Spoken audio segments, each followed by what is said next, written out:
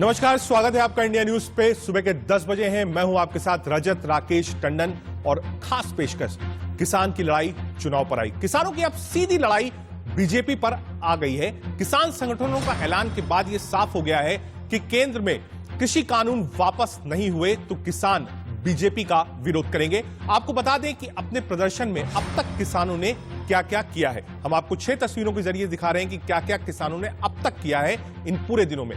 भारत बंद का ऐलान किया, कई जगह बंद किया। आईटीओ की तस्वीरें हमने देखी, कैसे लाल किले तक लोग पहुंचे 26 जनवरी को।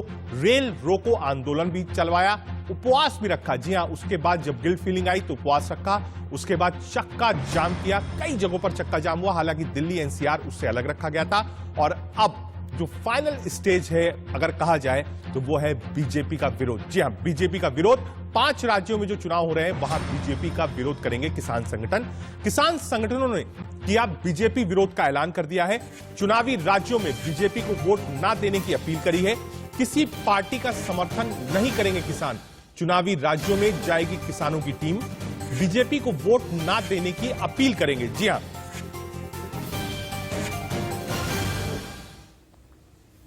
देने के लिए संयुक्त किसान मोर्चा की तरफ से 5 राज्यों के मतदाताओं को, किसानों को हम अपील कर रहे हैं। हम अपील ये नहीं कर रहे कि इसके लिए वोट दें, वो उनका मर्जी है।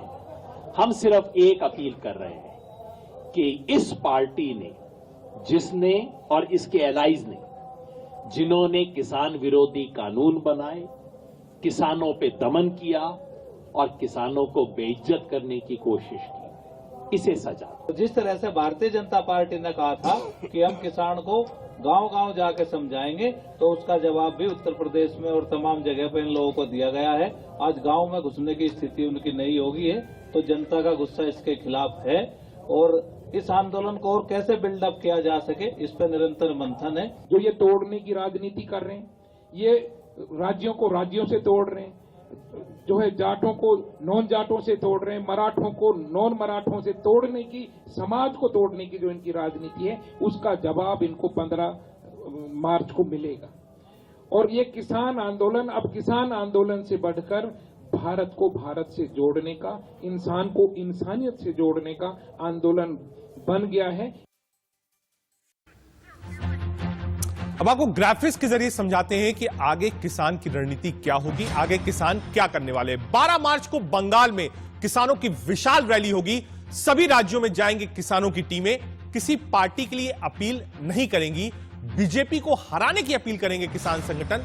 6 मार्च को केएमटी वेस्टर्न पेरिफेरल एक्सप्रेसवे को बंद करेंगे। यानी 5 राज्यों में किसानों की टीम जाएगी, वहां अपील करेगी कि बीजेपी को आप यहां चुनाव में वोट मत दीजिए। दूसरे ग्राफिक्स पे आते हैं। अब तक पूरा किसान संग्राम कैसे चला है ये आपको ग्राफिक्स के जरिए समझाते हैं। चक्का जाम किया, ट्रैक्टर मार्च निकाला, भारत बंद का ऐलान किया, रेल रोको, बॉर्डर सील किया, असहयोग किया, यानी ठीक से बातचीत नहीं करी, सहयोग नहीं दिखाया, टोल प्लाजास जो थे वो फ्री कराया। और अब फाइनल स्टेज में 5 राज्यों के चुनाव और बीजेपी का विरोध करेंगे किसान संगठन। जी हां, थर्ड ग्राफिक्स आपको दिखाते हैं कि किसानों का बीजेपी विरोधी प्लान क्या है।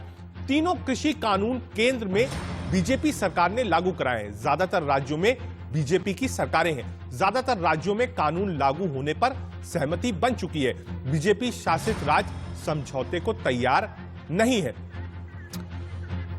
किसान नेता राकेश टिकैत ने क्या कुछ कहा इस पूरे मामले पर, वो आपको सुनाते हैं। आदमी के लिए वो उसका पुत्र होता है, सबका होता है। जरा पुत्र प्यारा सबसे ज्यादा होता है, जरा हाथ उठा दो, पुत्र प्यारा होता है ना, लड़का सबसे प्यारा होता है आदमी का। वो आदमी भी हाथ उठा दो जिसने जितने जी अपनी जमीन अपने लड़के के नाम करी हो, उठाती जरा। तो फिर जमीन प्यारी हुई, पुत्र तो प्यारा नहीं है। तो सबसे प्यारी फिर तो जमीन हुई ना। और जो बड़ी बड़ी कंपनी आ रही है वो जमीन को छीनने आ रही है, आपकी जमीनों को छीनने आ रही। 20 साल में आपकी जमीन आपके हाथ में नहीं रहेगी। तो जमीन आपकी 20 साल में पूरी जमीन कंपनियों के पास में चल जाएगी। बड़े बड़े गोदाम बनेंगे, बड़ी बड़ी फैक्ट्रियां लगेगी और हमारे ही नौजवान बच्चे उसमें नौकरियां करेंगे। आपके बच्चे उन्हीं अपने ही खेतों में, फैक्ट्रियों में मजदूर बनेंगे। किसान नेता राकेश टिकैत को आपने सुना। किसानों के इस ऐलान पर अभी तक बीजेपी से कोई प्रतिक्रिया नहीं आई है, लेकिन कांग्रेस इस पर क्या सोचती है ये आपको सुनवाते हैं। मोदी जी के अहंकार के कारण ये आंदोलन 97 दिन पूरा कर चुका। जो हमारे अन्नदाता है उनकी ये जो जायज मांग है कि इस कानून को रद्द करो और नया कानून हमसे बातचीत करके बनाओ, उसे बनाना चाहिए। पर इस सरकार को तो अडानी की तिजोरी में किसान की उपज को भरना है, किसान की कमाई वो पूंजीपतियों के जेब में डालना चाहते हैं और मोदी जी का अहंकार किसानों से बात नहीं करने दे रहा। कांग्रेस नेता प्रमोद तिवारी को आपने सुना। दरअसल मामला यह है कि अब तक चक्का जाम हो रहा था, ट्रैक्टर रैली निकाली गई थी, 26 जनवरी को जो कुछ हुआ वो देश ने देखा था, लगातार कन्फ्रंटेशन चल रहा था, लगभग 14 बार बातचीत भी हुई सरकार से, लेकिन कोई हल नहीं निकला। किसान नेता अडिग थे। उसके बाद महापंचायत का दौर आया, उसके बाद शुरू हुआ राजनीतिकरण। हमने देखा कैसे अलग अलग राजनीतिक दल के लोग गाजीपुर बॉर्डर गए, मंच शेयर किया, बातचीत की, समर्थन दिया, और अब उसका एक नेक्स्ट लेवल आ गया है क्योंकि 5 राज्यों में चुनाव है। किसानों का यह कहना है कि हम चाहते हैं कि बीजेपी को वोट इन 5 राज्यों की जनता ना दे। किसानों ने अपनी अपनी टीम्स बनाई हैं, वो टीम्स 5 राज्यों में जाएंगी, वहां जाकर कहेंगी कि आप बीजेपी यानी केंद्र सरकार जो चला रही है। अब तक किसान संगठनों ने यह नहीं कहा है कि किसको देना है वोट, किसको वोट नहीं देना है। हम आपको ग्राफिक्स के जरिए समझाते हैं कि 5 राज्यों का चुनावी दंगल क्या है। जी हां, 4 राज्य हैं और एक केंद्र शासित प्रदेश है, विधानसभा है पुडुचेरी। पश्चिम बंगाल में 294 सीटों पर चुनाव है। असम 126 सीटों पर है, 3 फेज में होगा। तमिलनाडु में 234 सीट है। केरल में 140 एक फेज में चुनाव होगा। पुडुचेरी यूटी है, वहां 30 सीटें हैं, वहां भी एक फेज में चुनाव होगा। 2 तारीख को मई को इसकी गिनती होगी। आंदोलन बहाना है, चुनाव निशाना है। जी हां, ये तो आंदोलन की बात चल रही थी, अब निशाना कहां है ये देखिए। 2 साल में कितने चुनाव हुए? पश्चिम बंगाल, केरल, तमिलनाडु, असम, पुडुचेरी, उत्तराखंड, उत्तर प्रदेश, पंजाब, गोवा, मणिपुर, ये सारे चुनाव अगले 2 साल के लिए लाइनअप है। अभी सिर्फ 5 राज्यों के चुनाव है, 4 राज्य, 1 यूटी। उसके बाद अगले साल 5 जगह और चुनाव होने। 100 दिन पूरे होने पर किसानों का बड़ा प्लान क्या है? 6 मार्च को केएमपी एक्सप्रेसवे जाम करेंगे किसान। सुबह 11 बजे से 5 घंटे के लिए एक्सप्रेसवे जाम का ऐलान है। 6 मार्च को पूरा हो रहे हैं किसान आंदोलन के 100 दिन, यानी शतक पूरा हो रहा है किसान आंदोलन का। 8 मार्च को महिलाएं संभालेंगी आंदोलन की कमान। यानी ये सिर्फ एक आंदोलन नहीं है। आप देखिए, इसमें आप एक दिन शांति से ही बैठते हैं, एक दिन ट्रैक्टर रैली निकालते हैं, एक दिन चक्का जाम करते हैं, एक दिन रेल रोको आंदोलन करते हैं, एक दिन सद्भावना दिवस मनाते हैं, मीटिंग्स करते हैं, और अब देखिए नई प्लान्स भी आते जा रहे हैं। तो ये आप कह सकते हैं कि ये कोई आंदोलन रुकने वाला है, किसान घर जाने वाले हैं, ऐसा कुछ भी नहीं है। और उसके ऊपर 5 राज्यों के चुनाव, यानी आंदोलन प्लस राजनीति इक्वल टू 100% आप कह सकते हैं फोर्स के साथ चल रही है। एक बड़ा पैनल हमारे साथ मौजूद है, वहां पैनल के पास चलते हैं। थोड़ी देर में अनिला सिंह हमको ज्वाइन करेंगे जो कि बीजेपी के प्रवक्ता हैं। प्रेम कुमार जी राजनीतिक विश्लेषक हमारे साथ हैं, सचिन भल्ला जी राजनीतिक विश्लेषक हैं, और निरंजन पोद्दार साहब हमारे साथ मौजूद हैं। सबसे पहले सचिन भल्ला जी आपके पास आता हूं। अब तक हमने देखा कि संगठन चल रहा था, किसानों के प्रति सिंपैथी भी थी। 26 जनवरी को जो कुछ हुआ उसका लोगों का विरोध था, और संगठन ने भी कहा कि हां भाई ये कुछ लोग थे, शरारती तत्व थे। उन्होंने कहा, चलिए देश के कुछ लोगों ने ये बात मान ली। अब जो ये राजनीतिकरण हो रहा है कि 5 राज्यों में आप जाएंगे, वहां जाकर आप कहेंगे कि साहब बीजेपी को वोट ना दीजिए, ये कहां तक जायज है? देखिए, आपने देखा पिछले 100 दिन से किसान रोड पे दिन रात एक तरह का घर बार छोड़ के, अपनी फैमिली छोड़ के इस काले कानून के लिए पड़ा हुआ है। और ये 100 दिन में सेंट्रल गवर्नमेंट ने एक बार भी जाके इनका ये नहीं पूछा कि कितने किसान मर गए, कितनों का घर में रोटी नहीं है, क्या नहीं है। ये 100 दिन में कुछ नहीं पूछा। लेकिन आज जो किसान जो रोड पे आ चुका है, वो घर जाने के लिए, वो अपनी हार मानने के लिए तैयार नहीं है, क्योंकि किसान हमारा अन्नदाता है। किसान के साथ व्यापारी भी रोड पे आ चुके हैं। और मेरा मानना यह है कि ये बीजेपी सरकार जो कर रही है, जो अडानी और अंबानी के कहने में चल रही है, ये बिल्कुल गलत हो रहा है। और ये तीनों कानून जब तक वापस नहीं होंगे, मुझे नहीं लगता किसान भाई। बिल्कुल या सचिन जी, मैं आपकी कोई बात भी से बिल्कुल सहमत हूं। आप किसानों के दर्द को समझ रहे हैं, उसी को आप व्यक्त कर रहे हैं। मैं सिर्फ एक छोटी सी चीज, क्योंकि राजनीतिक विश्लेषक के रूप में आप बैठे हैं पैनल पे, मैं सिर्फ ये समझना चाहता हूं कि जब शुरुआती दौर में ये कहा गया कि किसी भी राजनीतिक पार्टी से हमारा कोई लेना देना नहीं है, हम कोई राजनीति नहीं करने जा रहे हैं, राकेश टिकैत ने खुद कहा कि अब मैं चुनाव नहीं लड़ूंगा, मैं किसी राजनीतिक पार्टी का ना समर्थन कर रहा हूं ना विरोध कर रहा हूं, हमारी लड़ाई किसानों की है। तो क्या ये दो चीज एक साथ चल सकती है कि एक तरफ आप बीजेपी का विरोध करिए, दूसरी तरफ आप बताइए कि हम किसानों के संघर्ष की लड़ाई कर रहे हैं? क्या ये दो चीज एक ही ट्रैक पे चल सकती है एक साथ? देखिए, सारा काम तो बीजेपी ने ही करा है, और किसान सबसे भोला और सबसे जिसने ये नहीं देखा, दिन रात नहीं देखा, हमें अन्नदाता के रूप में आज पूरी जिंदगी में हमें सबसे बड़ा योगदान एक किसान का है। तो किसान को आप इतना रुला रहे हैं, उसको फंसा रहे हैं, तो मुझे लगता है कि कहीं ना कहीं बीजेपी का पूरा हाथ है, और वो छोटे से छोटा किसान। ठीक है, चलिए, रिवेंज हो गया कि बीजेपी की सरकार है, बीजेपी का हाथ है। आपने कहा साहब बीजेपी का हाथ है, किसान परेशान है, हम इसको लेंगे। अनिला सिंह जी, प्रवक्ता बीजेपी भी हमारे साथ हैं। अनिला जी, बहुत स्वागत है इंडिया न्यूज पे पैनल पे आपका। पैनल में प्रेम कुमार जी हैं, सचिन भल्ला हैं, निरंजन पोद्दार हैं, सब लोग हैं। अनिला जी, अब ये समझना चाहूंगा, अब तक इस पर राजनीति नहीं हुई थी, लेकिन अब 5 राज्यों के चुनाव है, किसान संगठनों ने चक्का जाम किया, रेल रोको आंदोलन किया, ट्रैक्टर मार्च हमने देखा, लाल किले पे प्रदर्शन हमने देखा, सद्भावना दिवस हमने देखा। अब बीजेपी का विरोध, खुलेआम चुनौती, 5 राज्यों में किसानों की टीम जाएगी और कहेगी बीजेपी को वोट मत दीजिए। देखिए, ये शुद्ध रूप से राजनीति है, और जिस प्रकार के जो रंग ढंग हम देख रहे थे शुरू से, तो वो राजनीति की तरफ ही इशारा कर रहे हैं। जैसे कि मैंने हमेशा कहा है कि ये जो पूरी पिक्चर बनाई जा रही है, जिसमें कि राकेश टिकैत जी को बनाया गया है, इस फंडिंग कौन है, प्रोड्यूसर्स कौन है, ये भी अब सबको पता चल गया। अब ये है कि अब नए नए मसाले डाले जा रहे हैं, नए नए एक्शंस डाले जा रहे हैं। अब ये लेटेस्ट एक्शन है कि जहां जहां चुनाव है 5 राज्यों में, वहां पर भारतीय जनता पार्टी का विरोध करो। अब आप ये बता दीजिए, आप भारतीय जनता पार्टी का विरोध करने के लिए किसान आंदोलन में है या किसान की बात रखने के लिए? इस नाम के आगे नेता लग जाए तो आप समझ जाइए केवल और केवल वो राजनीति करने के लिए धरातल पर उतरता है। उसको किसानों से या कोई और जो विषय है उससे मतलब नहीं रहता। किसानों के ऊपर अगर अपनी बात कहनी होती तो सरकार से बात करते, जाके भारतीय जनता पार्टी जो कि एक राजनीतिक दल है, उसका विरोध जो है 5 राज्यों में हो, इसका आह्वान नहीं करते। ठीक है, तो ठीक है अनिला जी, आपने अपनी बात रखी कि भाई आप बात कर सकते थे, लेकिन राजनीतिक रूप से आप विरोध नहीं कर सकते। बिल्कुल ठीक है, हम गेस्ट के पास वापस आएंगे। एक बार पहले ग्राउंड पर चलते हैं। हमारे संवाददाता आदित्य न्यायर हमसे जुड़ रहे हैं। आदित्य, इस बात का जो ऐलान है कि 5 राज्यों में हम जाएंगे, कैसे टीम बनेगी, राकेश टिकैत कहां जाएंगे, सिंगू पाउडर पर जो लोग हैं वो कहां जाएंगे, 5 राज्यों में किससे मुलाकात करेंगे, क्या एक अलग मंच बनाएंगे, कैसे बीजेपी का विरोध करेंगे, आखिर पूरा प्लान क्या है 5 राज्यों का किसान आंदोलन को लेकर?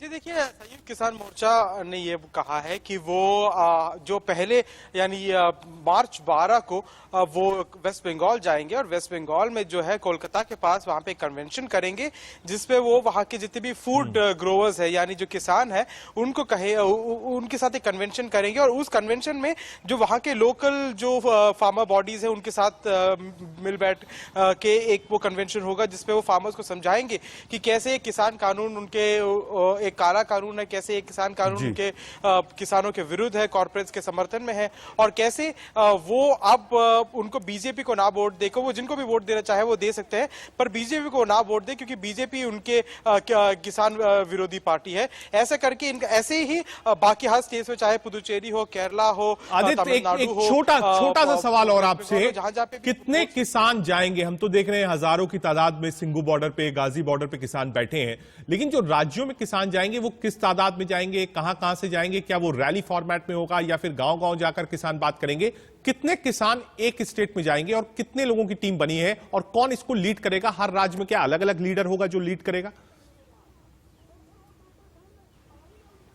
जी देखिए, संयुक्त किसान मोर्चा के जो 40 लीडर्स हैं वो ही वो कमान संभालेंगे। वो जो सिंगू और गाजीपुर बॉर्डर्स पे जो किसान बैठे हैं वो तो बैठे ही रहेंगे। उसके अलावा उनका जो टाई अप होगा वहां के लोकल फार्मर बॉडीज के साथ टाई अप होगा। तो किसान नेता और कुछ यहाँ से कुछ ऐसे रिप्रेजेंटेटिव्स वहां जाएंगे और वहां पे कन्वेंशन करेंगे, और उस कन्वेंशन में या एक तरीके से पंचायत मानिए, उस पंचायत में वो वहां के किसानों को समझाएंगे कि कैसे इस कानून का समर्थन उन्हें नहीं करना चाहिए। तो यहाँ पे जो बैठे हैं, जो किसान जो मेजोरिटी में वो बैठे ही रहेंगे। उनका एक छोटा सा ग्रुप जाएगा हर स्टेट में और वहां के हर डिस्ट्रिक्ट में वहां पे कन्वेंशन में बात करने के लिए, उनके लोकल वहां के फार्मर बॉडीज के साथ हाथ जोड़कर। ठीक है, बहुत शुक्रिया आदित्य, आपका लगातार आपसे अपडेट्स लेते रहेंगे क्योंकि अब और दिलचस्प हो जाएगा। एक तरफ आंदोलन, दूसरी तरफ चुनाव। वापस लौटते हैं अपने पैनल की ओर।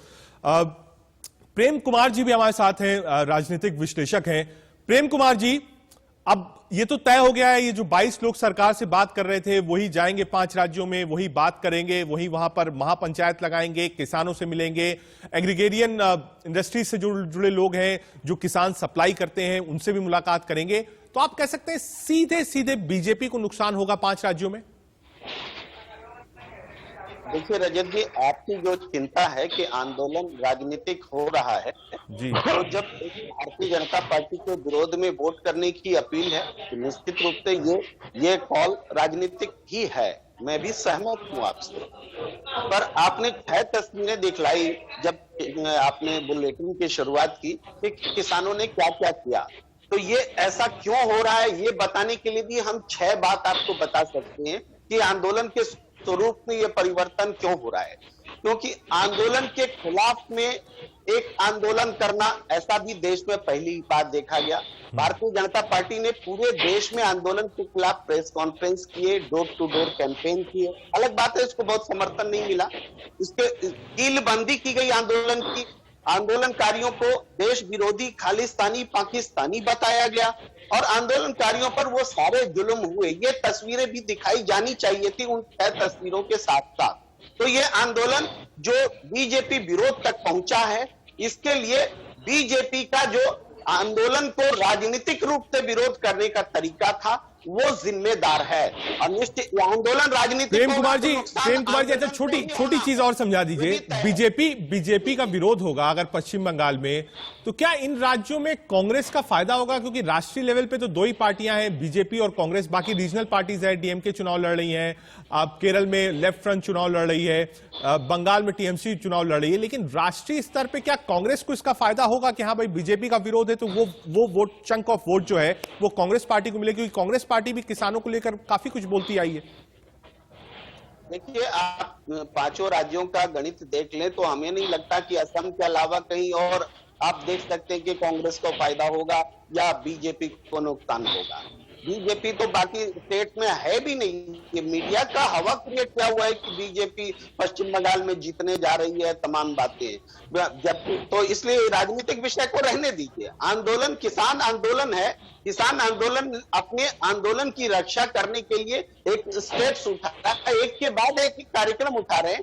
अगर मैं ये कह रहा हूं कि अगर राजनीतिक निर्णय लेने से किसान आंदोलन कमजोर होता है तो ये नेतृत्व को सोचना पड़ेगा। लेकिन ये क्यों हो रहा है और किन परिस्थितियों में हो रहा है इसको भी देखने की जरूरत है। ठीक है, आप सबकी बात।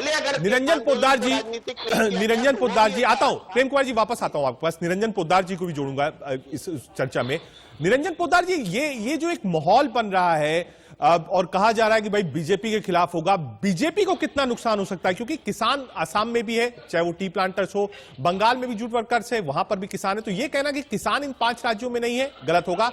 तमिलनाडु में हमने एक बड़ा, आप कह सकते हैं, आंदोलन देखा किसानों के पक्ष में। और साउथ इंडिया में सबसे बड़ा आंदोलन अगर कोई था नॉर्थ इंडिया के बाद, मतलब दिल्ली एनसीआर और पंजाब के बाद, तो वो तमिलनाडु था। तो क्या ये जो है ये पूरी तरीके से बीजेपी को नुकसान पहुंचा सकता है? देखिए रजत भाई, इस बात को मैं 3 बिंदुओं के अंदर बताऊंगा। पहली बात तो ये है कि भारतीय जनता पार्टी जब से सरकार में आई है, ये नफे और नुकसान के हिसाब से कार्य नहीं कर रही है। ये पार्टी जो, ये सरकार जो है, ये देश के हित में क्या है उस तरीके से काम कर रही है। चाहे आप इनके कोई भी काम देख लीजिए, जीएसटी देख लीजिए, 3 तलाक देख लीजिए, 370 देख लीजिए, कृषि कानून देख लीजिए, ये कहीं पे भी जो जीएसटी लागू हुआ था, आपको मैं बता दूं गुजरात चुनावों के एन वक्त, एन पहले इन्होंने जीएसटी लागू किया था, जबकि गुजरात सबसे बड़ा व्यापारिक प्रदेश है, जो सबसे ज्यादा व्यापार गुजरात में होता है। लेकिन इस पार्टी और इस सरकार ने एक चीज ठानी हुई है कि हमें अपनी नीति और हमें अपनी देश सुधार की नियमों पे हमें चलना है, बस भले ही हमें राजनीतिक नुकसान, नफे नुकसान को हमें नहीं मूल्यांकन करना। और ये इस देश की सबसे बड़ी विडंबना रही है रजत जी, कि आज 70 साल से देश को हर समय राजनीतिक नफे और नुकसान के हिसाब से आंका गया है, देश हित को नहीं देखा गया, सबसे पहले नफे नुकसान को देखा गया। मैं आपकी बात से मैं सहमत हूं। आप जो कह रहे हैं ठीक है, एक पावरफुल गवर्नमेंट है, मैंडेट है बीजेपी के पास, वो फैसले ले सकती है। आप कभी भी देश में कोई भी बड़ा फैसला लीजिए, कुछ लोग उसके पक्ष में होते हैं, कुछ लोग उसके विरोध में होते हैं। मैं बिल्कुल इस बात को नहीं नकारता हूं। मैं ये समझना चाहता हूं कि अब जब राजनीतिकरण हो ही रहा है, तो आपको लगता है कि ये एक पुश होगा सरकार के खिलाफ, बीजेपी के खिलाफ, और फायदा इसको दूसरी पार्टियों को मिल सकता है? क्योंकि अब तक ये किसान आंदोलन था, 5 राज्यों में किसान है, किसान लोग यहां से जाएंगे, लोग उनसे मिलेंगे, बातचीत करेंगे, तो एक माहौल बीजेपी का जो है वो इन 5 राज्यों में खराब होगा। ऐसा है रजत भाई, मेरी बात आपने बीच में थोड़ी सी रोक दी, मैं बीच में एक बात और उसमें जोड़ना चाह रहा था। आपने नुकसान और फायदे की बात करी, उसके बारे में मैं कहूंगा अब इस आंदोलन से सबसे ज्यादा नुकसान किसान का होगा, ये मैं आपको बताना चाहता हूं। क्योंकि सरकार जिस तरीके से दबाव में थी इस आंदोलन को लेकर के, आंदोलन अपने पीक पे था, और जिस तरीके से सरकार हर चीज को मानने के लिए तैयार थी, आज हर व्यक्ति को एक चीज दिखाई दे रही है कि सरकार ने यहां तक स्वीकार कर लिया कि हम इन कानूनों को ब्लैंक कर देते हैं, 1.5 साल के लिए इनको हम ठीक है। सचिन भल्ला जी कुछ कहना चाह रहे हैं, सचिन भल्ला जी, क्या इस आंदोलन से सबसे ज्यादा नुकसान अब किसानों को होगा? सचिन भल्ला जी। सर जी, वो तो अपने घर बार छोड़ के बैठे हैं, उनकी फसलें खराब होगी, उनके फसलें उगने के बाद खराब हो गई। और मैं निरंजन जी से बात कर रहा हूँ, ये बार बार कह रहे हैं कि सरकार ने इतने अच्छे काम किए, इनसे पूछो रोज ऑल ओवर इंडिया के व्यापारी हैं, वो हड़ताल पे क्यों जा रहे हैं? वो जीएसटी के कारण जा रहे हैं। जीडीपी में उनका बहुत ऊपर जाएगी। इन्होंने गैस, डीजल और पेट्रोल बढ़ा के जीडीपी को, भारत की जनता को पागल बनाया। ये जीडीपी के ऊपर करी इन्होंने, गैस, डीजल और पेट्रोल ऊपर किया है। सचिन भल्ला जी, मैं ये कह रहा हूँ, जो ये कानून लोगों पे और किसानों पे और व्यापारी पे ठोक रहे हैं, मैं इनकी मैं तो कह रहा हूँ कि अडानी और अंबानी की जो गोद में ये बीजेपी सरकार बैठ गई है, उनको बाहर निकल के किसानों की हेल्प करनी चाहिए और उनके काले कानून वापस लेके इनको अपने घर भेजना चाहिए, इनको आगे नहीं भेजना चाहिए। ये आज 2 दिन से बैठे हैं, इनका एक ही बात, अमित शाह जी ने यहाँ देश की बात करने वाले हमारे प्रधानमंत्री एक बार भी मिले नहीं, बातचीत नहीं की। ठीक है रजत जी, कुछ कहना चाहूंगा। योगेश तलान जी भी हमसे जुड़ गए हैं, किसान नेता हैं। योगेश जी, बहुत स्वागत है। एक बड़ा पैनल है, इसमें अनिला सिंह जी भी हैं, निरंजन पोद्दार हैं, सचिन भल्ला है, प्रेम कुमार जी भी हैं। योगेश जी, सीधा सवाल आपसे, क्या अब आंदोलन में राजनीति आ गई है? बीजेपी का विरोध मतलब सिर्फ और सिर्फ राजनीति? योगेश जी। देखिए, सवाल तो यह है कि राजनीति की जहां तक बात है तो राज करने की बात है जी। आखिर राज किस पर होता है? राज तो किसानों पे और जनता के लिए ही होता है जी। और जिस प्रकार से आज भारतीय जनता पार्टी की सत्ता में किसानों का दोहन और शोषण किया जा रहा है, तो निश्चित रूप से उसको हटाने का काम किसान करेंगे। मतलब आप बिल्कुल क्लियर हैं कि अब बीजेपी के खिलाफ मोर्चा किसान आंदोलन खोलेंगे, 5 राज्यों में उनके खिलाफ प्रचार करेंगे। तो जब प्रचार ही कर रहे हैं योगेश जी, तो ये भी बता दीजिए कि पश्चिम बंगाल में आप जाएंगे, बीजेपी का विरोध करेंगे, तो लोग भी पूछेंगे कि अगर बीजेपी को वोट ना दें तो साहब किसको वोट दें, ये भी बता दीजिए। देखिए, बीजेपी के अलावा बहुत सारे विकल्प हैं। अगर आप पश्चिम बंगाल की बात करते हैं तो पश्चिम बंगाल में कांग्रेस का भी अलायंस है, तृणमूल कांग्रेस का भी जो है चुनाव में फाइट है, दूसरे भी और कई दल हैं, निर्दलीय भी हैं, किसी को भी वोट दें। लेकिन योगेश जी, ठीक है, आपने बताया कि आपने ऑप्शंस बता दिया, ऑप्शंस हम सबको पता है। योगेश जी, ये समझना चाहते हैं, जैसे अभी लोगों ने कहा कि इससे जो ये आंदोलन है किसानों का वो वीक होगा।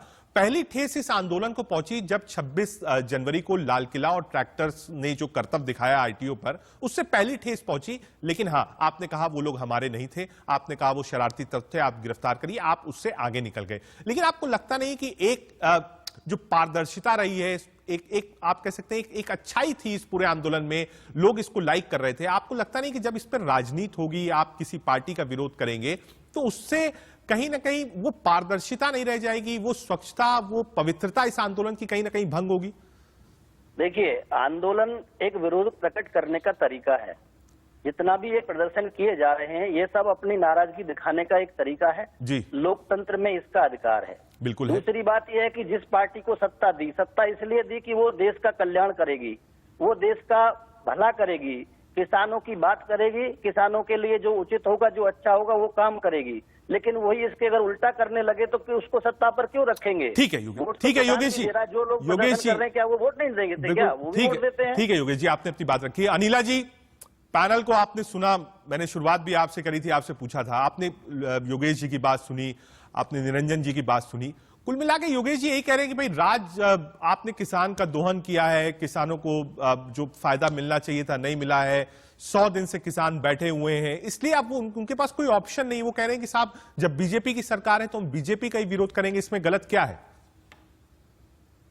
देखिए, ऐसा है कि हर एक चैनल के पास ऑन रिकॉर्ड होगा जब राकेश टिकैत जी ने ये कहा था कि हम ये किसी को डायरेक्ट नहीं करेंगे कि आपको किसको वोट करना है, किसको नहीं वोट करना, हमको राजनीति से कोई मतलब नहीं है और हम यहाँ आंदोलन कर रहे हैं 3 कानूनों के ऊपर और हमारा केवल और केवल यही ध्येय है कि ये 3 कानून निरस्त हो और कौन किसको वोट कर रहा है, किसको नहीं कर रहा है, ये हम डायरेक्शन कभी भी नहीं देंगे अपने किसान भाइयों। बिल्कुल उलट जाकर अब ये राज्य जाएंगे ये कहने के लिए भारतीय जनता पार्टी को आप वोट मत करो, बाकी किसी को करना है तो कर। गुजरात के लिए नतीजे क्या है? भारतीय जनता पार्टी की सरकार है जी, वहां पे आपने पंचायत में भी स्वीप किया है, आपने काउंसलर में भी स्वीप किया। लेकिन अनिला जी, अब बीजेपी यहां से आगे कैसे बढ़ेगी, ये भी आपसे समझना चाहूंगा, क्योंकि अब तो किसान खुलेआम कह रहे हैं। योगेश जी मेरे साथ हैं, मैं चाहूंगा कि योगेश जी भी आए स्क्रीन पर, उनसे भी बातचीत होगी। अनिला जी, बीजेपी आगे कैसे बढ़ेगी? क्योंकि किसान तो कहेंगे कि साहब बीजेपी को वोट मत दीजिए, तो आपके पास 2-3 ऑप्शंस बचते हैं। आप फिर से रीच आउट करिए किसान के पास, अब तक सरकार जा रही थी, अब बीजेपी पार्टी जाए किसानों के पास कि नहीं साहब आप मानिए ये कानून ठीक है, पहला। दूसरा, आप किसानों का विरोध राजनीतिक रूप से शुरू कर दिए, क्योंकि 5 राज्यों में आपको कहना पड़ेगा, ऐसा तो हो नहीं सकता कि एक तरफ किसान महापंचायत करें और कहें बीजेपी को वोट मत दीजिए और बीजेपी कहे नहीं साहब ये किसान बिल्कुल ठीक है, आप इनकी बात मान लीजिए। तो बीजेपी के पास ऑप्शन क्या बचेगा? क्या आप सरकार से कहेंगी एक बार फिर से रीच आउट करिए चुनाव से पहले? क्या बीजेपी पार्टी रीच आउट करेगी किसानों को, या फिर आप भी जैसे किसान विरोध कर रहे हैं वैसे आप भी विरोध करेंगे किसानों का? नहीं, रीच आउट कर रहे हैं और कॉन्स्टेंटली रीच आउट कर रहे हैं, जिससे कि फॉल्स परसेप्शन या नैरेटिव जो क्रिएट किया गया है अपोजिशन के द्वारा, या मैं कहूँ कि उन किसान नेताओं के द्वारा जो भी उनका तरीका है करने का, तो वो जो रॉन्ग परसेप्शन है उसको डाइल्यूट करने के लिए हम लोग रीच आउट कर रहे हैं, उसमें कोई दो राय नहीं। देखिए, ऐसे बात में चर्चा हुई थी जो मोदी साहब है वो चुनाव नहीं देखते हैं, अगर देश हित के लिए उनको कदम उठाना है तो वो उठाते हैं, प्रेशर में बिल्कुल भी नहीं आते हैं। हमें याद होगा जी, जब ट्रिपल तलाक के कानून की बात राजीव गांधी जी लेकर आना चाहते थे और किस कदर एक अपोजिशन हुआ था और उसमें दबाव में आके उन्होंने अपने कदम पीछे हटा लिए, तो शाहबानो से लेके शायरा बानो तक का सफर हो गया।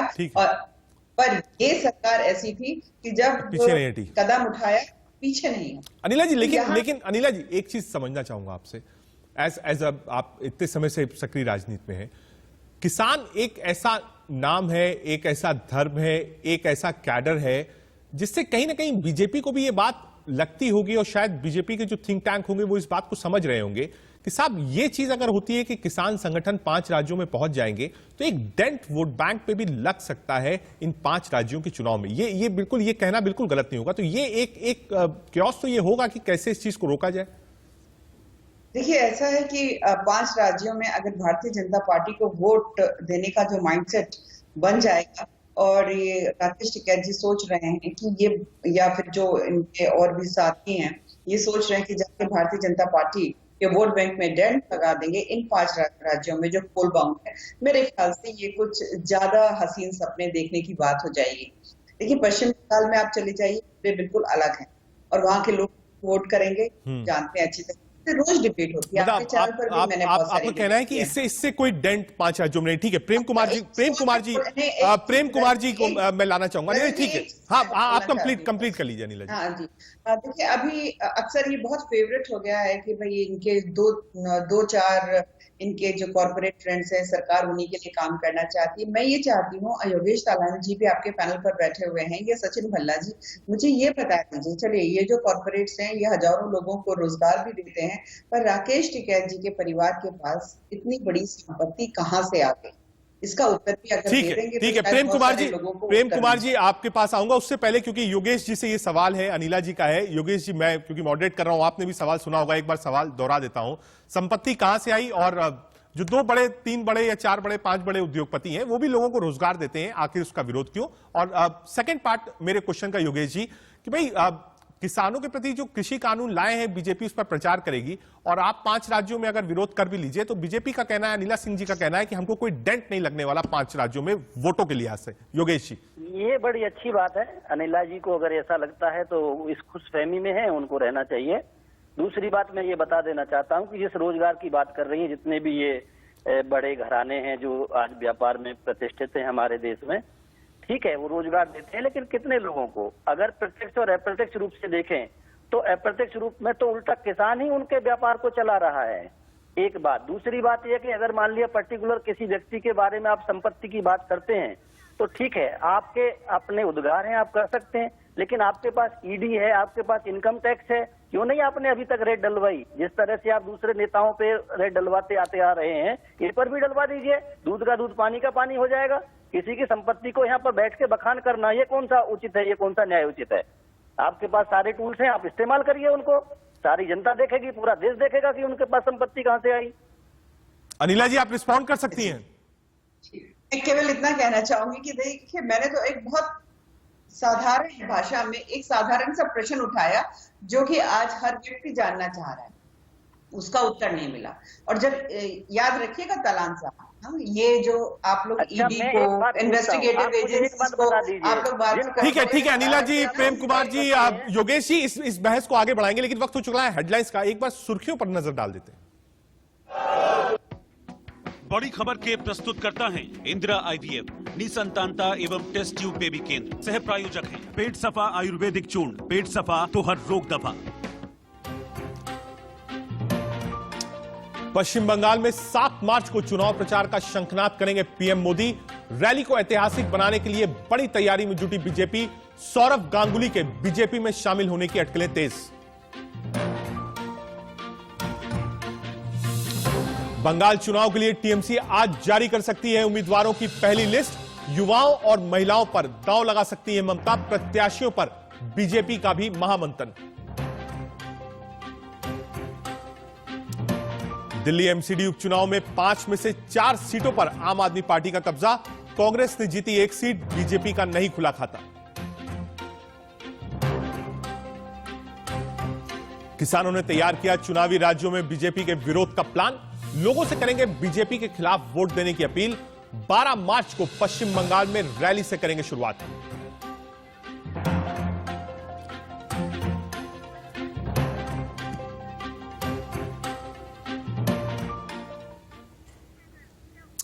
किसान संगठनों ने किया बीजेपी विरोध का ऐलान। चुनावी राज्यों में बीजेपी को वोट ना देने की अपील करी है। किसी पार्टी का समर्थन नहीं करेंगे किसान। चुनावी राज्यों में जाएंगे किसानों की टीम, बीजेपी को वोट ना देने की अपील करेंगे। जी हां, इस वक्त की बड़ी खबर यही है। अब तक आपने देखा 100 दिन का आंदोलन, और अब 5 राज्यों में चुनाव, 5 राज्यों में किसानों की टीम जाएगी और जाकर कहेगी बीजेपी को वोट मत दीजिए। इसी चीज पर, इसी टॉपिक पर और इसी विषय पर हम पिछले आधे घंटे से चर्चा कर रहे हैं। एक लंबा चौड़ा पैनल हमारे साथ है। अनिला सिंह जी हैं, प्रवक्ता बीजेपी, प्रेम कुमार जी हैं, राजनीतिक विश्लेषक, सचिन भल्ला, निरंजन पोद्दार और योगेश तलान जी किसान नेता भी हैं। योगेश जी आपने बात कही थी, अनिला जी ने रिप्लाई किया। मैं प्रेम कुमार जी को लाना चाहूंगा। प्रेम कुमार जी, 5 राज्यों में बीजेपी के खिलाफ किसान समूह का जो जिस तरीके का आंदोलन होगा, बीजेपी का विरोध करेंगे, वोट जो होगा बीजेपी का, उसको नुकसान होगा? देखिए रजत जी, मैं एक रिस्पॉन्ड करना चाहता हूं अभी तुरंत जिस बात पर आप चर्चा कर रहे थे टिकैत जी की दौलत को लेकर के। मैं ये कहना चाहता हूं कि अगर ये आंदोलन नहीं होता तो क्या टिकैत की दौलत पर सवाल उठा रही होती अनिला जी? नहीं, क्योंकि ये आंदोलन हो रहा है, इस वजह से आंदोलनकारी नेताओं पर सवाल उठ रहे हैं। क्या अनिला जी सवाल उठा सकती हैं? कि जय शाह की दौलत ये 5 से 6 साल में सैकड़ों गुना कैसे बढ़ी। प्रेम कुमार जी ठीक है, अनिला देखिए, अनिला जी ने बात कही थी, योगेश जी ने रिस्पॉन्ड कर दिया। मैं चाहता हूं कि ये जो डिबेट है, जो इसका विषय है, वो वहीं तक सीमित रहे कि क्या ये किसानों का ये ऐलान कि हम बीजेपी का विरोध करेंगे कितना जायज है और कितना गलत है, पहला। दूसरा, क्या बीजेपी को 5 राज्यों में इसका नुकसान उठाना पड़ेगा? प्रेम कुमार जी, आपका अपना वक्तव्य, क्या 5 राज्यों में बीजेपी को नुकसान है अगर किसान नेता जाकर उनके खिलाफ प्रचार करते हैं? देखिए, इसमें कोई संदेह नहीं, किसान एक बहुत बड़ा वर्ग है। पश्चिम बंगाल में भी किसान है, असम में भी किसान है, दूसरे जगह भी किसान है। लेकिन मैं ये कहता हूं कि बीजेपी का इन 5 राज्यों में बहुत ज्यादा स्टेक नहीं है, असम को छोड़ करके। वो तो ऐसे ही गर्त में जाने वाली है। प्रेम कुमार जी देखिए, बंगाल में भी बीजेपी चुनाव लड़ रही है। प्रेम कुमार जी, बीजेपी बंगाल में भी चुनाव लड़ रही है और बिल्कुल होलसेल डिफेक्शन हमने देखा है, कैसे टीएमसी नेता गए। तो ये कहना कि चुनाव नहीं लड़ रही है गलत होगा। आप देखिए, पुडुचेरी में भी प्राइम मिनिस्टर जा रहे हैं, तो ये कहना कि कोई पार्टी कहीं है ही नहीं, ये तो चुनाव के बाद फैसला होता है। लेकिन मैं ये समझना चाह रहा हूं कि अगर किसान नेता उत्तर प्रदेश के, पंजाब के जाएंगे, पश्चिम बंगाल में, असम में, तो क्या वहां पर नुकसान बीजेपी को होगा वोट बैंक में? मैंने पहले ही कहा, किसान बहुत बड़ा वर्ग है। किसान डिसाइड करते हैं कि कौन पार्टी जीतेगी, कौन हारेगी। किसान ही है जिन्होंने नरेंद्र मोदी जी को सत्ता में बिठाया है। तो जब वो नाराज होंगे तो उनका असर नहीं पड़ेगा बीजेपी पर, निश्चित रूप से पड़ेगा। ठीक है, निरंजन पोद्दार जी, चर्चा इसी बात की है कि ये जो 5 राज्य है, बीजेपी कैसे अपील करेगी लोगों से कि भाई आप किसानों की बात ना मानिए? या ऐसा भी हो सकता है कि बीजेपी कहे कि साहब ये लोग आए हैं, ये लोग विरोध कर रहे हैं, अपनी जगह है, ये राजनीतिकरण हो रहा है, और बीजेपी भी इस बात को आगे ले सकती है कि हमने 70 सालों में कड़े फैसले लिए हैं, किसानों के हित में लिए हैं, आप एक बार अपना कर देखिए। किसानों के सशक्तिकरण के लिए बिल है जो अब तक प्रधानमंत्री और केंद्र सरकार बोलती आई है। बीजेपी भी अपनी बात कहेगी साहब हम लाए हैं और किसानों के हित के लिए लाए, आज तक किसी ने सोचा नहीं था, हम लेके आए, आप हम पर भरोसा करिए। निरंजन पोद्दार जी। निश्चित रूप से रजत भाई, एक चीज और बताना चाहता हूं मैं, इन लोगों को एक चीज और समझनी चाहिए कि अगर भारतीय जनता पार्टी को किसान वोट नहीं देंगे तो ममता बनर्जी को वोट देंगे। ममता बनर्जी का शासनकाल पिछले 10 साल से वो देख रहे हैं किसान क्या हो रहा है, क्या नहीं हो रहा है। किसान अगर भारतीय जनता पार्टी को वोट नहीं देंगे तो अपोजिशन के अंदर जो भी पार्टी होगी, मान लीजिए कांग्रेस को वोट देंगे। मुझे एक बात बताइए, इन किसान नेताओं से मैं एक चीज पूछना चाहता हूं कि अगर किसान कांग्रेस पार्टी को वोट देंगे, उसको दोबारा से सत्ता में लाएंगे, तो क्या 70 साल के अंदर कांग्रेस पार्टी ने किसानों का उत्थान कर दिया है? फिर अगर उत्थान कर दिया तो 3.5 लाख किसान आत्महत्या करने को मजबूर क्यों हुए पिछले 70 साल के अंदर? तो रजत भाई, ये भी तो सवाल उठेगा ना। ठीक है निरंजन जी, आपने एक वैलिड सवाल उठाया कि भाई 70 सालों में कांग्रेस ने कुछ नहीं किया। सचिन भल्ला जी, इस पर आप रिस्पॉन्ड कर सकते हैं कि अगर आप कहेंगे कि साहब बीजेपी को वोट मत दीजिए और कांग्रेस को वोट करिए, तो कांग्रेस ने 70 सालों में किसानों के लिए क्या किया? कितने आंकड़े हैं आत्महत्या के, वो भी पोद्दार साहब ने गिनाया। भल्ला साहब रिस्पॉन्ड करिए। देखिए, उर्मिला जी ने अभी देखा कि ये रंगीन सपने देख रहे हैं, तो मैं इनको आज ही बधाई देता हूं कि दिल्ली में उपचुनाव में आज आम आदमी पार्टी के 4 उम्मीदवार जीते हैं और एक कांग्रेस का उम्मीदवार जीता है। सबसे पहले तो उनको ये धन्यवाद करता हूं कि इन्होंने ये बोला और वो सपने सच हो रहे हैं। और ये सच तब हो रहे हैं, ये किसानों के कारण हो रहे हैं, जो इन्होंने इनको रोड पे ला के इनको ना घर का छोड़ा ना घाट का छोड़ा। और जो जीएसटी इन्होंने थोपी व्यापारियों पे, वो दूसरा इनको ये गिफ्ट मिल रहा है। तो मेरा मानना है कि ये गिफ्ट इनको रोज मिलने शुरू हो गए, और देखना आने वाले 1 साल के अंदर इसका पूरा रजत जी, मैं भी रिस्पॉन्ड करना चाहता हूं। आप देख लेना कि बीजेपी का पूरा सुपड़ा साफ होने जा रहा है ऑल ओवर इंडिया में। जो कभी ये कहते हैं कि किसानों को किसी ने धमकाया है, इनको भड़काया है, जब भड़काया होता तो आज सेंटर में बीजेपी सरकार में बैठी होती। उर्मिला जी, मैं बार बार कह रहा हूँ, अभी भी काले अनिला जी हैं, भल्ला साहब अनिला जी हैं, थोड़ा नाम में आप थोड़ा मिस्टेक कर रहे हैं। अनिला सिंह जी है, प्रवक्ता बीजेपी के। अनिला जी, उपचुनाव की बात हो रही है कि दिल्ली में जो उपचुनाव हुआ था उसमें 1 पर कांग्रेस है, 4 पर आप है, बीजेपी हार रही है। ये इस बात का सबूत है कि किसान वाला जो पॉलिटिक्स है, जो आंदोलन है, वो बीजेपी के खिलाफ काम कर रहा है। अनिला जी। मैं जीतने वाले उम्मीदवारों को मैं बधाई दूंगी, इसमें कोई दो राय नहीं है। जो जीतता है उसको हमें सहर्ष जो है बधाई भी देनी चाहिए, शुभकामनाएं भी देनी चाहिए। पर अभी आप आम आदमी पार्टी से पूछेंगे तो वो ये नहीं कहेंगे कि किसानों की वजह से ये जीत हुई है। वो कहेंगे जो काम हमने यहाँ पे किया है उसको देखकर लोगों ने वोट किया है और इसलिए हमारी जीत हुई है। तो अभी तो ये जो है ना, ये बंदरबाट होगी। जिन चुनावों में अगर भारतीय जनता पार्टी को बढ़त नहीं मिलती है, ये आपस में ही लड़ेंगे। पॉलिटिकल पार्टीज कहेंगे नहीं हमारी जीत है, किसान कहेंगे नहीं हमारी जीत है, चौथी पार्टी कहेगी कि नहीं हमारी जीत है। खैर, भारतीय जनता पार्टी इन चीजों में नहीं पड़ती है। जैसा कि शुरुआत में मैंने कहा कि केंद्र सरकार जब भी कोई कानून लाती है या कोई कदम उठाती है तो वो कोई पिक एंड चूज नहीं करती है, जैसे कि कांग्रेस पार्टी करती रही है, जिसकी वजह से आज भी लोगों को बहुत नुकसान हुआ। हम पूरे देश के विषय में सोचते हैं। और जैसे अभी इन्होंने चुनौती दी है कि पोल बाउंड जो 5 राज्य हैं वहां जाकर भारतीय जनता पार्टी के वोट बैंक को ये डेंट लगाएंगे, तो ठीक है, ये एक्सपेरिमेंट कर देख लेना। और अभी हम भी जानते हैं कि भारतीय जनता पार्टी की प्रेजेंस किस राज्य में कितनी है, उसमें बढ़त होती है या घटत होती है, ये आने वाले समय पे पता चल जाएगा। प्रेम कुमार जी, ओपन चैलेंज है बीजेपी से अनिला सिंह जी का भी। वो कह रही ठीक है साहब, जाके किसान संगठन देख लें किसको कितना फायदा होगा, वो चुनाव लड़ रही है और बढ़त के साथ बीजेपी आगे रहेगी। प्रेम कुमार जी, बिल्कुल चिंता नहीं है, साफ कहना है, आप करके देख लीजिए। अडिग है, देश के लिए, किसानों के लिए कड़े फैसले लिए गए हैं, बीजेपी पीछे नहीं हटेगी। प्रेम कुमार जी। देखिए रजत जी, मैं रिस्पॉन्ड करना चाहता हूं कि आप भी मान गए कि जब ये किसी ने कहा कि 70 साल से कांग्रेस ने कुछ नहीं किया। अरे इस देश को अनाज में आत्मनिर्भर बनाने वाला हरित क्रांति, आप सुन लीजिए, ये जो एमएसपी लाने वाला, ये जो सब तो किसान ही बनाएंगे, आगे देश को किसान ही आत्मनिर्भर भी बनाएंगे और पहले भी बनाया। तो वो 70 साल की उपलब्धि है जिसकी बीजेपी आज कह रही कि एमएसपी को हम बचाए रखेंगे। एमएसपी को, जिस एमएसपी को बचाने की बात हो रही है, उस एमएसपी को लाने वाली कांग्रेस सरकार ही थी। इसलिए 70 साल में अगर कुछ नहीं किया होता तो जनता बेवकूफ नहीं थी कि 70 साल। प्रेम कुमार जी, एक छोटी चीज और समझा दीजिए, समझना चाहता हूं। बीजेपी का तो विरोध होगा, कांग्रेस का फायदा होगा 5 राज्यों में जो किसान कैंपेन करेंगे बीजेपी के खिलाफ, क्या वोट कांग्रेस पार्टी ले पाएगी?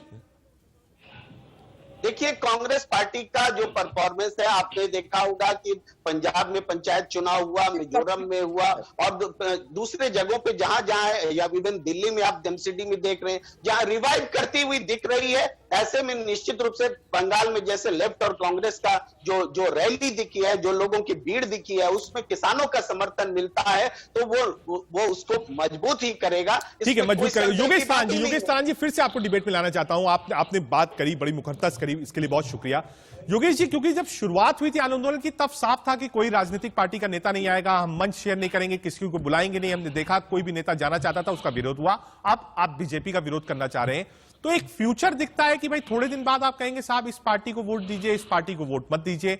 उसके आगे का फ्यूचर अगर आप इसमें कैलकुलेट करेंगे तो यही आ जाएगा कि जो नेता आंदोलन कर रहे हैं वो चुनाव लड़ने लगे, वो पार्टी ज्वाइन कर ले, अपनी पार्टी जना ले, या बीजेपी के विरोध में जो पार्टी जहां जहां चुनाव लड़े वो भी हो जाए। इसकी क्या गारंटी है कि विरोध के बाद राजनीति में किसान खुलकर नहीं आएंगे? देखिए, किसान आंदोलन कर रहे हैं, नेताओं की बात ना की जाए, किसान की बात की जाए जी। और किसान ने आज भी अपना मंच शेयर नहीं किया है किसी भी राजनीतिक पार्टी के लिए। दूसरी बात यह है कि जिस प्रकार से बखान किया जा रहा है कि 70 साल में कांग्रेस ने कुछ नहीं किया तो कांग्रेस को वोट क्यों करेंगे, तो 12 साल में भाजपा ने भी कुछ नहीं किया इसलिए भाजपा को भी वोट क्यों करेंगे? बिल्कुल नहीं करेंगे। और कांग्रेस ने ये काला कानून नहीं थोपा किसानों के ऊपर, जिसको भाजपा ने थोपा, इसलिए भाजपा का विरोध करेंगे।